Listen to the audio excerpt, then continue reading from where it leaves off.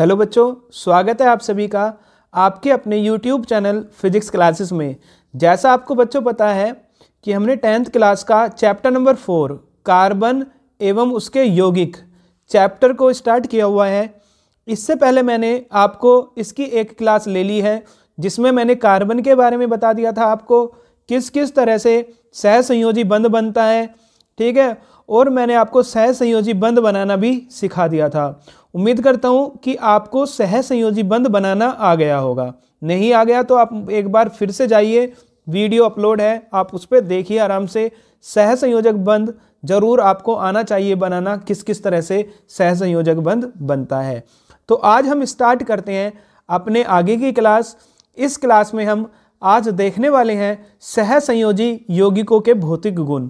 तो हमने जो अभी ये देखा था कि जो सहसंयोजी बंध बनते हैं वो दो इलेक्ट्रॉनों की आपस में साझेदारी से बनते हैं। अगर एक एक इलेक्ट्रॉन की साझेदारी होती है तो उनके बीच में एक बंध आता है। अगर दो दो इलेक्ट्रॉन की साझेदारी होती है तो उनके बीच में दो बंध आएगा। और अगर तीन तीन इलेक्ट्रॉनों की साझेदारी होगी तो उनके बीच में ट्रिपल बॉन्ड या त्रिबंध आएगा। तो अब क्या होता है कि इलेक्ट्रॉन की जो साझेदारी होती है उससे जो बंध बना जिसका नाम हमने दिया सहसंयोजी बंध, उस सहसंयोजी बंध से जो यौगिक बने उनको बोलते हैं सहसंयोजी यौगिक। उनमें से आपका H2O हो सकता है, CO2 हो सकता है, ठीक है, N2 हो सकता है, O2 हो सकता है। अब हम इनके भौतिक गुण पढ़ेंगे कि इनके भौतिक गुण क्या होते हैं। तो देखो, सहसंयोजी यौगिकों के पहला भौतिक गुण देखते हैं कि सहसंयोजी यौगिकों के क्वथनांक तथा गलनांक कम होते हैं क्योंकि इनके बीच अंतरानुक बल कम होता है।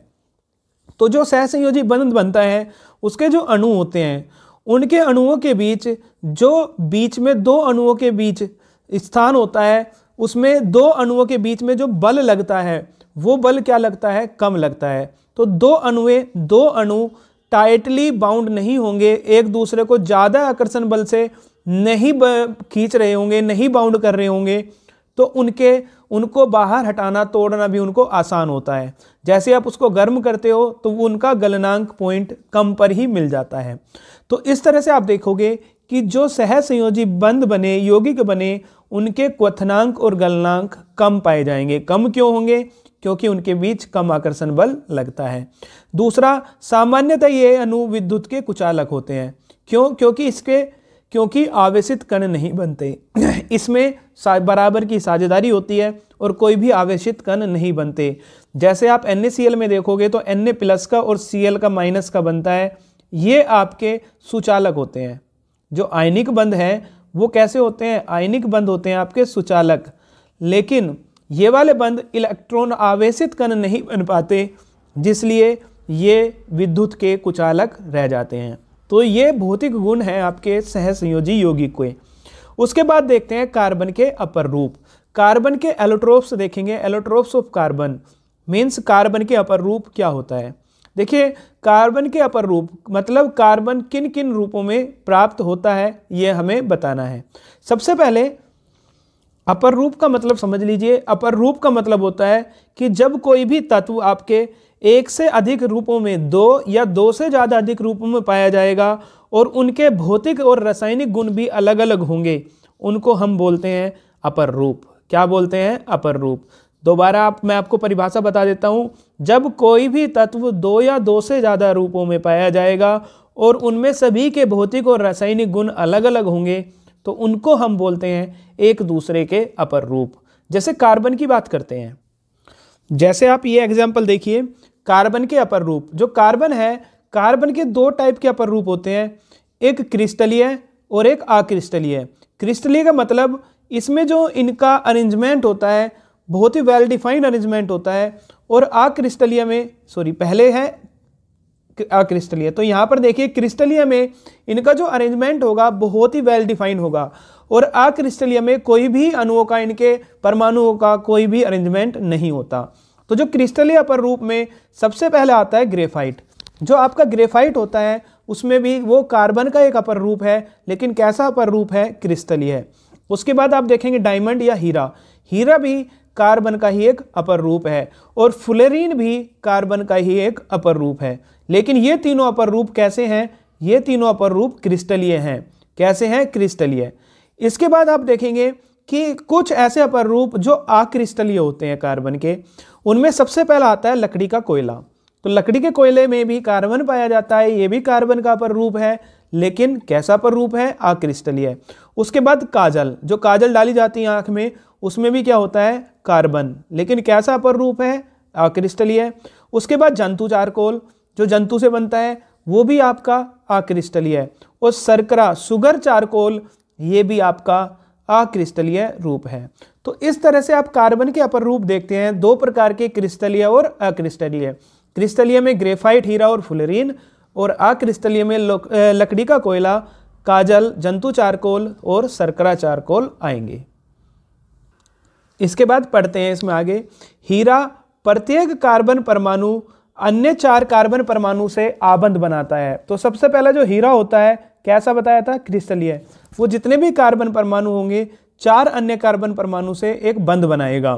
दूसरा ग्रेफाइट, ग्रेफाइट प्रत्येक कार्बन परमाणु की 3 अन्य कार्बन परमाणु से बंध बनाता है। तो हीरा कितने से बनाता है? 4 से, और ग्रेफाइट कितने से बनाता है? 3 से। चौथा संयोजी इलेक्ट्रॉन मुक्त गति करने में सक्षम होता है, इसलिए ग्रेफाइट विद्युत का सुचालक होता है। तो जो आपकी पेंसिल होती है, पेंसिल की जो निब होती है जिससे आप लिखते हो, वो ग्रेफाइट की बनी होती है, वो विद्युत की सुचालक होती है। आप गलती से भी उसको विद्युत के बोर्ड में यूज मत कर देना। क्यों होती है? क्योंकि 3 कार्बन परमाणु तो इससे बंध बना लेते हैं, लेकिन एक इलेक्ट्रॉन गति करने में सक्षम होता है, मुक्त रहता है, इसलिए मुक्त इलेक्ट्रॉन होने के कारण ग्रेफाइट विद्युत का सुचालक है, जबकि हीरा और फुलरीन विद्युत का कुचालक होता है। ये आपको याद रखना है कि कार्बन के क्रिस्टलीय रूप में ग्रेफाइट विद्युत का सुचालक होता है। फुलरीन, सबसे छोटे फुलरीन में 60 कार्बन परमाणु होते हैं, इसलिए फुलरीन को C60 भी बोलते हैं, और बकमिंस्टर फुलरीन इसका पूरा नाम है, और इसका आकार एक फुटबॉल की तरह है, यहीं से इसका नाम फुलरीन आया था। ठीक है, तो इसमें कार्बन के कितने परमाणु होते हैं? 60। तो ये तीनों के तीनों कार्बन के कैसे हैं? क्रिस्टलीय अपर रूप हैं, क्रिस्टलीय अपर रूप। उसके बाद बात करते हैं कि इनका उपयोग, हीरा, ये पूछ लिया जाता है कि हीरे का उपयोग बताइए। आभूषण, तापमापी आदि के निर्माण में हीरे का प्रयोग करते हैं। और ग्रेफाइट का शुष्क स्नेहक, पेंसिल की लीड, जो भी मैंने आपको बताया, और इलेक्ट्रॉन बनाने में किसका प्रयोग करते हैं हम? इलेक्ट्रोड होगा ये, इलेक्ट्रोड। ठीक है, इलेक्ट्रोड बनाने में किसका प्रयोग किया जाता है? ग्रेफाइट का प्रयोग किया जाता है। इन अपर रूपों के रासायनिक गुण क्या होते हैं? समान होते हैं, लेकिन भौतिक गुण भिन्न भिन्न होते हैं, इसलिए इनको क्या बोलते हैं हम? अपर रूप। तो जो भी अपर रूप होते हैं उनके रासायनिक गुण तो क्या होते हैं? समान, लेकिन भौतिक गुण अलग अलग होते हैं। जैसे हीरा और ग्रेफाइट में अंतर देखते हैं। तो हीरा और ग्रेफाइट, हीरा प्रकृति का सबसे कठोर पदार्थ है, तो यह कठोरतम प्राकृतिक पदार्थ है। अगर आपसे क्वेश्चन पूछा जाएगा ऑब्जेक्टिव में कि सबसे कठोर प्राकृतिक पदार्थ है, यानी कि जिसे हमने नहीं बनाया, प्रकृति ने हमें दिया है, वो है हीरा। और यह जो ग्रेफाइट है ये कोमल होता है। देखिए कितना भौतिक अंतर है दोनों में, ये सबसे ज़्यादा कठोर और ग्रेफाइट क्या है? कोमल है। इसलिए कहा कि अपर रूप, इसलिए कहा गया कि भौतिक गुण इनके दोनों के अलग अलग हैं। हीरा विद्युत का कुचालक है और उष्मा का सुचालक है, लेकिन ग्रेफाइट विद्युत और उष्मा दोनों का सुचालक होता है। तो जो हीरा होता है, डायमंड, वो विद्युत का कुचालक होता है, मतलब उसमें विद्युत धारा प्रवाहित नहीं हो सकती, लेकिन उसमें हीट प्रवाहित हो सकती है, उष्मा प्रवाहित हो सकती है। जबकि ग्रेफाइट में विद्युत भी और उष्मा भी दोनों प्रवाहित हो सकते हैं। तीसरा, हीरा पारदर्शी होता है। आपने देखा है हीरो को, डायमंड को, वो क्या होता है? पारदर्शी। जो कि ग्रेफाइट आपने देखा है वो कैसा होता है? अपारदर्शी, मतलब इसके आर पार देखा जा सकता है और इसके आर पार देखा नहीं जा सकता। ठीक है, अब बात करते हैं जो हमने टॉपिक पढ़ा था, कार्बन की सर्वतोमुखी प्रकृति। क्या होती है कार्बन की सर्वतोमुखी प्रकृति? इनके बारे में हम देखेंगे बारी बारी से। जैसे कार्बन है, उसके 3 टाइप की प्रॉपर्टी इसमें पूछी जाती है, आपसे क्वेश्चन भी इनके ऊपर पूछा जाएगा। तो सहसंयोजी बंध की प्रकृति के कारण कार्बन में बड़ी संख्या में यौगिकों के बनाने की क्षमता होती है। इसके 3 कारण हैं। तो आपसे क्वेश्चन कैसे पूछा जाता है कि जो कार्बन है इतनी बड़ी संख्या में यौगिक बना सकता है, उसके क्या कारण है? तो उसका कारण 3 है। कितने कारण है उसके? 3।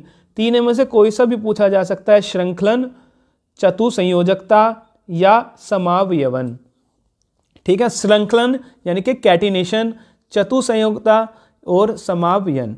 ठीक है, तो श्रृंखलन क्या होता है ये आपको समझना है। श्रृंखलन हम देखेंगे सबसे पहले। ठीक है, देखो श्रृंखलन, कार्बन के परमाणु अपने मध्य आबंध बनाते हैं। इसी प्रकार सिलिकॉन श्रृंखलन करता है जिसमें 7 या 8 परमाणुओं तक की श्रृंखला होती है। तो श्रृंखलन कैटिनेशन किसे बोलते हैं? जो कार्बन है वो अपने कार्बन परमाणु से ही जुड़कर या हाइड्रोजन से जुड़कर बहुत सारी एक सीरीज बना लेता है, एक आबंध बना लेता है, बंध बना लेता है। जैसे आप देखोगे यहाँ पर, आप एग्जाम्पल में दे सकते हो, ये कार्बन है, ये कार्बन 4 एकल बंध से किसी से क्या कर सकता है? साझेदारी कर सकता है। तो इसमें कितने बंध हैं? 4, और कौन से हैं? एकल बंध। 4 एकल बंध से जुड़ सकता है। दूसरा जो कार्बन होगा एक द्विबंध से, और 2 कितने बंध से? एकल बंध से। तो एक क्या है इसमें? द्विबंध। टोटल 4 होने हैं, 2 3 4, एक द्विबंध और 2 क्या है? एकल बंध। 2 एकल बंध। उसके बाद एक ट्रिपल बॉन्ड त्रिबंध हो सकता है और एक सिंगल बॉन्ड। तो एक त्रिबंध और एक एकल बंध। तो इस तरह से जो कार्बन है आप देखेंगे, जैसे कार्बन कार्बन से जुड़ता चला गया। ठीक है, इस तरह से कुछ उसने सीरीज बना ली। इसके 4 होनी है, 1 2 3 और एक 4। इसकी 1 2 3 4। एक हाइड्रोजन से जुड़ सकता है, यहां हाइड्रोजन लिख दीजिए, H। यहां 4 हो जाएगी। इस कार्बन की देखिए 1 2 और 1 3 पहले से है तो 1 आएगी केवल। इसकी 2 पहले से है, 1 और 1 2। तो इस तरह से इसमें श्रृंखलन बनाने का गुण होता है, इसलिए इतनी ज्यादा संख्या में इसके यौगिक पाए जाते हैं। तो पहला गुण है, पहला कारण है श्रृंखलन का। दूसरा देखते हैं चतुसंयोजकता। तो जो आप देखेंगे कार्बन, कार्बन की कितनी संयोजकता होती है? 4। तो जो कार्बन परमाणु है उसकी संयोजकता 4 है, जिसके कारण यह है परमाणु OHN, oxygen, hydrogen, nitrogen, sulphur, chlorine तथा अन्य तत्वों के परमाणुओं के साथ सहसंयोजी आबंध बनाने में सक्षम है। कार्बन परमाणु के छोटे आकार के कारण इलेक्ट्रॉन के सहभागी युग्म को नाभिक मजबूती से पकड़े रखता है। फलस्वरूप ये यौगिक अतिशय रूप में स्थायी होते हैं। तो समझो चतुसंयोजकता का अर्थ क्या है। सबसे पहले इसमें आप ये समझिए, चतुसंयोजकता में जो कार्बन होता है, कार्बन, एक मिनट, उसका परमाणु क्रमांक 4 है। तो आप लिखेंगे कार्बन जो है उसका परमाणु क्रमांक कितना है? 4। परमाणु क्रमांक 4। तो इलेक्ट्रॉनिक विन्यास कितना हो गया इसका? 6 कितना है? 6। इलेक्ट्रॉनिक विन्यास कितना हो गया? 2 और 4। तो इसके बाह्यतम कोश में कितने इलेक्ट्रॉन हैं? 4। बाह्यतम कोश में इसकी 4 इलेक्ट्रॉन होते हैं, और ये चारों इलेक्ट्रॉन 4 सहसंयोजक बंध बनाने में प्रयुक्त होते हैं। इसलिए कार्बन की संयोजकता भी कितनी होती है? 4। तो आप लिखेंगे जो कार्बन है उसकी संयोजकता कितनी होती है? 4। अब इससे क्या होता है कि जो कार्बन की संयोजकता 4 हो गई, तो सहसंयोजक बंध जो होते हैं वो एकल, द्वि या त्रिबंध द्वारा जुड़ जाते हैं। ये मैंने आपको अभी बता दिया। इस तरह से भी हो सकता है, 2 बॉन्ड इधर 2 बॉन्ड इधर, यानी कि 2 द्विबंध। इस तरह से भी ये बंध बन सकते हैं। तो इस तरह से आप देखोगे कि इस अवस्था में भी इसने 4 यौगिक बना लिए, 1 2 3 और 4। तो इसलिए आप देखोगे कि कार्बन की जो इतने सारे यौगिक है उनमें एक सबसे मेन रीजन किसका होता है? सबसे मेन रीजन उनमें एक आपका 4 संयोजकता होने का भी है। ठीक है, तो अब आप कहोगे कि 4 संयोजकता तो और की भी हो सकती है, लेकिन उनके अंदर श्रृंखलन और समावयवता का गुण नहीं पाया जाएगा, या इसकी तुलना में कम पाया जाएगा। तो समावयवता क्या होती है कि समावयवता इस आपको 12th में पढ़नी है ज़्यादा। समावयवता में क्या होता है कि यौगिकों के अणुसूत्र तो समान होते हैं, अणुसूत्र क्या होते हैं? समान, लेकिन उनके संरचना सूत्र भिन्न भिन्न हो जाते हैं। संरचना सूत्र क्या बन जाते हैं उनके, भिन्न। अभी आपको नहीं समझना है ये ज़्यादा, 12th क्लास में टॉपिक है ये, ठीक है। तो अणुसूत्र क्या होते हैं, समान, और उनके संरचना सूत्र अलग अलग होते हैं। ऐसे यौगिक एक दूसरे के समावयवी कहलाते हैं। अब बात करते हैं कि हाइड्रोकार्बन क्या होते हैं। सबसे पहले आपको समझना है हाइड्रोकार्बन। तो देखिए हाइड्रोकार्बन क्या होते हैं। हाइड्रोकार्बन, हाइड्रोकार्बन कार्बन के साथ हाइड्रोजन के यौगिक होते हैं, हाइड्रोकार्बन। तो ऐसे यौगिक जिसमें हाइड्रोजन भी हो और कार्बन भी हो उसको बोलते हैं हम हाइड्रोकार्बन। तो जो आपके पास हाइड्रोकार्बन होते हैं वो दो प्रकार के होते हैं। हाइड्रोकार्बन कितने प्रकार के होते हैं, दो। कौन कौन से, संतृप्त और असंतृप्त। आप डायरेक्ट ये भी याद रख सकते हैं, संतृप्त या असंतृप्त। और ज़्यादा आपको डीप पढ़ना है तो हाइड्रोकार्बन आप दो प्रकार के लिख सकते हैं, एक श्रृंखला वाले और एक चक्रीय। चक्रीय का मतलब इस तरह से, ठीक है, श्रृंखला का मतलब ऐसे सीधे। जैसे मैंने आपको एग्जाम्पल दिया था अभी, किस तरह से, जैसे मैंने आपको दिया एग्जाम्पल सी सी सी, ये तो श्रृंखला वाले हैं, सी सी सी, इस तरह से ये कैसे आपके चक्रीय हैं, ठीक है। तो अब हम देखेंगे दूसरा कि दूसरे में क्या है, चक्रीय हो सकते हैं, साइक्लिक हो सकते हैं। तो जो श्रृंखला बना रहे हैं वो सीधी श्रृंखला भी हो सकती है या शाखा के रूप में श्रृंखला हो, जबकि चक्रीय में एली चक्रीय हो सकते हैं। अब आप देखेंगे कि जो सीधी श्रृंखला बना रहे हैं वो दो प्रकार के होते हैं, एक संतृप्त और एक असंतृप्त। संतृप्त में एल्केन, एल्कीन और एल्काइन आते हैं। अब इसको मैं अब बिल्कुल डिटेल से आपको पढ़ाने वाला हूँ। जैसे मैंने आपको पढ़ाया अभी हाइड्रोकार्बन, क्या पढ़ाया, हाइड्रोकार्बन। तो हाइड्रोकार्बन आपके दो प्रकार के, आपको केवल दो ही याद रखने हैं, एक संतृप्त हाइड्रोकार्बन और एक असंतृप्त हाइड्रोकार्बन। संतृप्त हाइड्रोकार्बन को आप एल्केन भी बोलते हैं, क्या बोलते हैं, एल्केन। और असंतृप्त हाइड्रोकार्बन दो प्रकार के होंगे, एल्कीन और दूसरा होगा एल्काइन। एल्कीन और एल्काइन। एल्केन का सामान्य सूत्र होता है CnH2n प्लस 2, दो ऐड कर दीजिए, इसमें दो घटा दीजिए, CnH2n, इसमें से फिर दो घटा दीजिए, CnH2n माइनस 2। तो इस तरह से इनके सामान्य सूत्र बनते हैं। अगर आप परिभाषा लिखें इसकी, जैसे मैं लिखना चाहता हूँ हाइड्रोकार्बन की, कि हाइड्रोकार्बन क्या होते हैं, हाइड्रोकार्बन, तो आप परिभाषा में क्या लिखेंगे इसकी, हाइड्रोकार्बन की, कि ऐसे यौगिक या वे यौगिक जिनमें केवल कार्बन व हाइड्रोजन उपस्थित होता है, कार्बन व हाइड्रोजन उपस्थित होता है, हाइड्रोकार्बन कहलाते हैं, हाइड्रोकार्बन कहलाते हैं। तो इसमें जो श्रृंखला हो सकती है वो खुली भी हो सकती है और बंद भी हो सकती है। तो हाइड्रोकार्बन कितने प्रकार के होते हैं, दो। तो ये दो प्रकार के होते हैं, ये दो प्रकार के होते हैं। कौन कौन से दो प्रकार के होंगे, सबसे पहला होगा सैचुरेटेड, जिसको आप बोलते हो नंबर 1 संतृप्त हाइड्रोकार्बन, संतृप्त हाइड्रोकार्बन। और नंबर 2 आपके पास होगा असंतृप्त हाइड्रोकार्बन, असंतृप्त हाइड्रोकार्बन। इसको बोलते हैं सैचुरेटेड हाइड्रोकार्बन और इसको बोलते हैं अनसैचुरेटेड हाइड्रोकार्बन।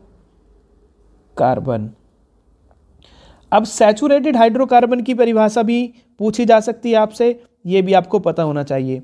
तो सैचुरेटेड या संतृप्त हाइड्रोकार्बन वे होते हैं जिसमें उपस्थित परमाणुओं की सभी श्रृंखलाएं खुली होती हैं, ठीक है, क्या होती हैं, खुली। तो इसके कुछ गुण होते हैं जो एकल बंध द्वारा जुड़े होंगे, किसके द्वारा, एकल बंध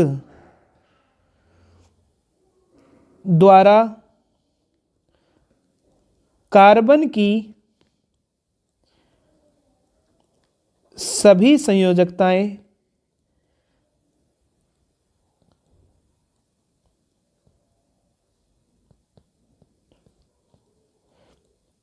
संतुष्ट हों। जबकि आप देखेंगे कि इसमें द्विबंध के द्वारा कार्बन जुड़ा होगा या फिर किसके द्वारा, त्रिबंध के द्वारा कार्बन जुड़ा होगा। ठीक है। दूसरा, इसमें क्या होगा कि परमाणुओं की सभी श्रृंखला कैसी होती है, खुली। श्रृंखला कैसी होती है, खुली, खुली होती है। तो इसमें जो आप देखेंगे परमाणु है, उस परमाणु की सारी श्रृंखला कैसी पाई जाएंगी, खुली पाई जाएंगी।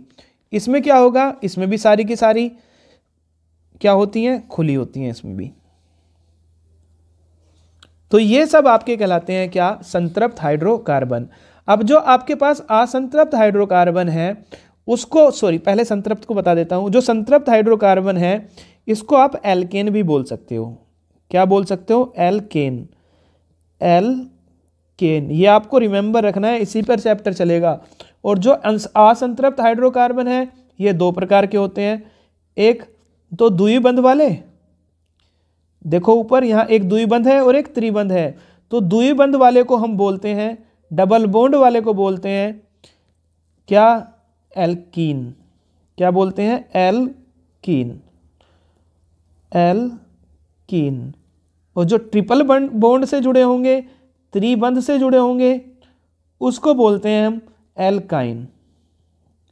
क्या बोलते हैं, एल्काइन। ठीक है। तो इस तरह से आपको क्या रिमेंबर रखना है, एल्केन, एल्कीन और एल्काइन। दोबारा सुन लीजिए, एल्केन, एल्कीन और एल्काइन। अब बात करते हैं एल्केन की। तो एल्केन क्या होता है, इसमें कार्बन कार्बन परमाणु सिंगल बॉन्ड से जुड़ा होगा, एकल बंध से।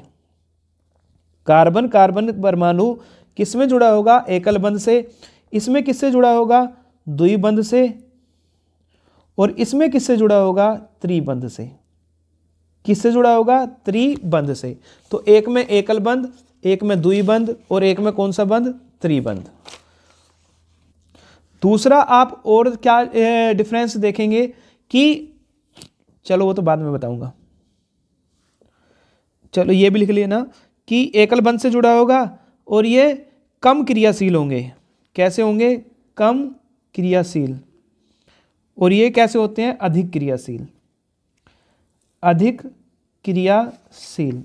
उसके बाद आपको और चीज़ याद रखनी है। क्या याद रखनी है, इनके सूत्र, जो कि मोस्ट इंपॉर्टेंट है, आपको रिमेंबर रखने हैं। इनका जो सूत्र होता है एल्केन का, वो होता है CnH2n+2। ये क्या होता है, अभी समझा रहा हूँ। इसका सूत्र होता है 2 कम कर दीजिए CnH2n।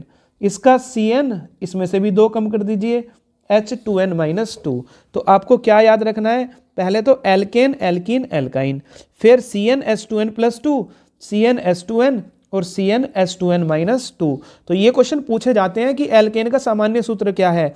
आप लिखेंगे CnH2n+2, एल्कीन का CnH2n और एल्काइन का CnH2n-2। अब ये है क्या बवाल, ये हम देखते हैं। देखो क्या है ये, समझो इसको। यहाँ पर आप समझेंगे, जैसे आपने n का मान 1 रखा, n का मान क्या रखा, 1, तो C, इसके एग्जाम्पल बता रहा हूँ मैं आपको। C, इनकी संरचना बताऊंगा कैसे कैसे बनते हैं C। और यहाँ पर n का मान 1 रखेंगे, 2 एकम 2 और 2 4, तो CH4। n का मान 2 रखा तो C2H, 2 दूनी 4 और 2 6, H6। अभी मैं ना नाम बता रहा आपको, ना कुछ बता रहा, केवल मैं आपको संरचना इनके सूत्र बनाकर दिखा रहा हूँ।